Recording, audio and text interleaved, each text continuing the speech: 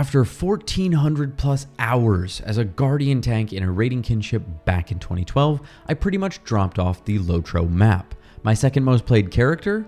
A level 28 captain with under 30 hours of gameplay. But now I'm back, and this time I'm diving deep.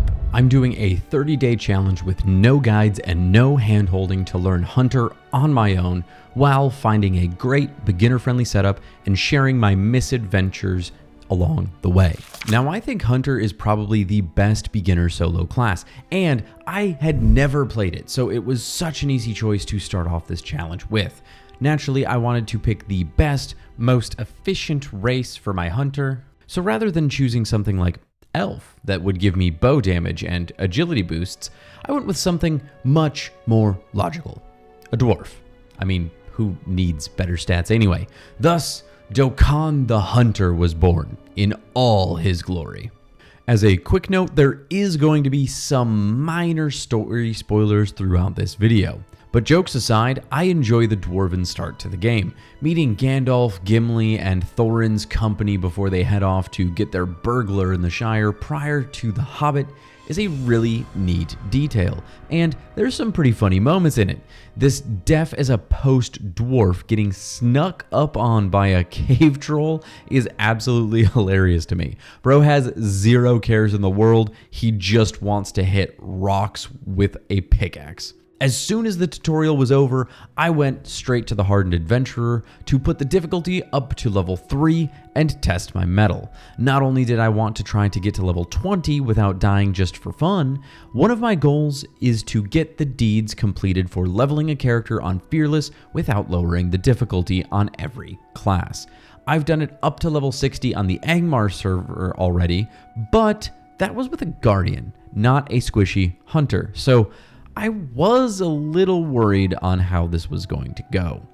I knew I was going to have to actually use my full kit of traps, slows, and kiting, but I wasn't expecting just how effective Hunter was going to be. I was absolutely crushing filthy dour hands, purging Ered Luin of goblin scum, and, well, hunting, funnily enough, for the locals' food. Man, they've gotten really lazy since Thorin left.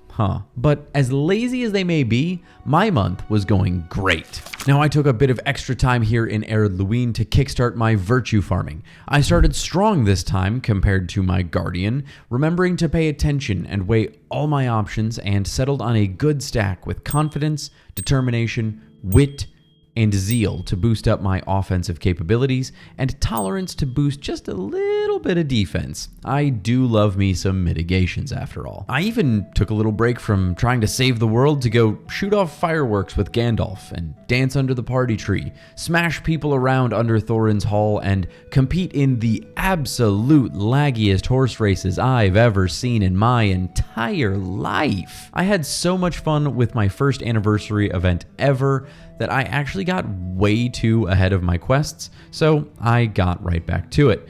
But not before I got this absolute unit of a pet from the festival. I mean, come on, his name is Truffle. He's so adorable too, not like Farmer Maggot's dogs. Dear God, what happened to them? But then, everything changed in the blink of an eye. While I was clearing out some low-level goblins to clean up my slightly dated quest log, they made a tactical maneuver on me that no amount of studying the art of war could have prepared me for. They dropped a simple pot of fire on the ground that I was allegedly lured into while watching YouTube videos on my second monitor, and I died at the ripe old level of 17. Just 3 away from my no death until 20 title. But look, I call bullshit. Honestly, I mean, look at this. I'm pretty sure I was standing outside of that square as far as I can see. I tried to send Cordovan an email to see if he could help me out here, but apparently I sent it to his doppelganger, this Dave Grohl guy, instead, so I just let it go. As I moved beyond Ered Luin, through Breland, and out into the Lone Lands and beyond, I found the Blue Huntsman line was crazy effective. Being able to kite so effectively was absolutely insane for survivability. Plus Pathfinder doubling your find the path movement speed to help keep questing even faster. I consider this a crazy good solo build. Not to mention Press Onward and Strength of Earth helping with even more survivability, reduced Blood Arrow cooldown and adding healing to Blood Arrow, and then eventually Rapid Fire for insane DPS bursts. It's just such a good spec tree. The only problem I had with it was the absolute lack of AoE. But eventually I realized the split shot trait doesn't just upgrade it like I thought, it just gives you the actual skill too. Yeah, that took me embarrassingly long to figure that one out. As you level up, I'd strongly recommend aiming for Press Onward and Split Shot first when you can, and then maxing out Pathfinder to get the higher run speed to keep you moving quickly. Then pick up Blood Arrow and the Exsanguinate traits, get shot through the heart, Strength of Earth, and then Rapid Fire. I would just stick to blue traits until you get the stacking physical mastery buff from 35 trait points in here when you're attacking under the effects of Rapid Fire. And then you can branch out from there. I personally was using a lot of damage over time boosting traits, some of that being because I'm playing on an elevated difficulty, so things lasted longer. When I would pull bigger groups, especially with a real tough enemy, I found it insanely strong to kick things off by setting a trap and then hitting the strongest melee enemy or targeting any ranged enemies. With stronger enemies, I could just dot them up with Barbed Arrow, then just use Blood Arrow to get me Exsanguinate, and then slap them with Bard's Arrow to fear them away. Since dot effects already in place won't break the fear. Then I could DPS down any ranged enemies or a weaker melee enemy caught in my trap, while that strong boy was out of the fight for 15 seconds, and then at that point I could reassess what was left. If you don't play with landscape difficulty boosted, I think boosting dots would probably be a waste of time, and you should look more at the direct damage boosting things and spreading into the red Bowmaster tree, especially once you're happy with your blue perks. Even with boosted landscape difficulty, normal enemies were dying pretty quickly when I was close or above their level and had recently just geared up better. Bowmaster has tons of direct damage buffs, whereas the yellow Trapper of Foes is, well, I mean, it's more about traps, as the name suggests, and survivability with some dot boosting stuff too. But the ability to move and not lose focus or increase your chance of missing is so strong that I absolutely think blue should be your main tree when you're soloing, and you can definitely count on that being true for the absolute foreseeable future. That's for sure. Oh, hey, what's this? Oh, mother! But as I reveled in my power and followed the epic book, I was constantly fighting against my inventory. You see, I already had several random characters I started specifically just to use crafting professions, and I also had my main that I was waiting to transfer from the soon-to-be-opened Dark World Rittermark. So I decided to grab Prospecting, Scholar, and Forester in true Dwarven fashion to strip all the natural beauty of the world and use it for my own personal and commercial gain.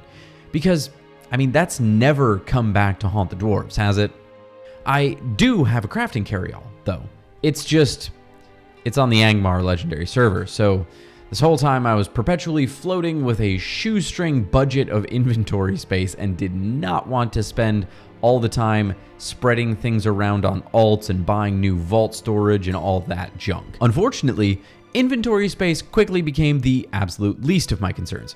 You see, I was trying to do a better job of keeping up with the epic books, and to my credit, I did, to the point where I was taking epic books that were red to me in difficulty. Shockingly, I was also doing a pretty good job of taking down much higher level enemies, but it was a lot more time consuming and delicate of a process than it needed to be. Angmar particularly got pretty sketchy for a few levels, but I pulled through, and at last, my ancestral homeland was calling me. Wisconsin. I mean, Moria. Well, I mean, really, they're both dark, involve lots of drinking, and give me a general sense of dread when I think about them for too long. But Moria sounded more fun, what with the goblin invasion and the Balrog. I mean, plus, it has legendary weapons. Count me in. Hilariously, even though these enemies for the level 50 book quest here were still red and should have been just as deadly, the pre-Moria instanced region here doesn't hit you with the difficulty increase, but it also doesn't count as you turning it off, so it was actually a nice break compared to fighting my way through Angmar. Finally, after hacking my way through Bat, Warg, and Half-Orc, I chased off the Watcher in the Water, unlike that stupid Fellowship of the Ring gang. I mean, it wasn't even that difficult, and I earned my place reclaiming the halls of my forefathers. Except I hadn't, because I still wasn't level 50, so whenever I tried to ask them if I could help, they just kind of ignored me like an annoying little brother. My time was starting to run real low at this point, and I really wanted to break past level 50 before my 30 days were up. So, rather than continuing to grind through Angmar, still a bit underleveled, I hit the frozen tundra of Forakel, which was much more of an agreeable region since it started around level 45 again. Although it did again remind me a bit too much of Wisconsin, it did get the job done. With just a handful of hours left in the challenge, I was able to re-enter Moria and fight alongside my dwarven brothers-in-arms, doing such important tasks as fighting bedbugs. Absolutely heart-pounding action. Thank you for saving that for me, guys. But with just under an hour left in the challenge, I made it to level 52 and enjoyed the wonderful atmosphere of the 21st Hall. Hunter had surprised me, not just for how fast it leveled, but how smooth and survivable it felt while doing it. If you're just starting out in LOTRO, I really think this is the easiest class to get into the game with. I'll be doing this for every class and eventually taking all of them to 150. And as I publish each video in the series, they're going to be in this playlist here. So click that to start your binge session now.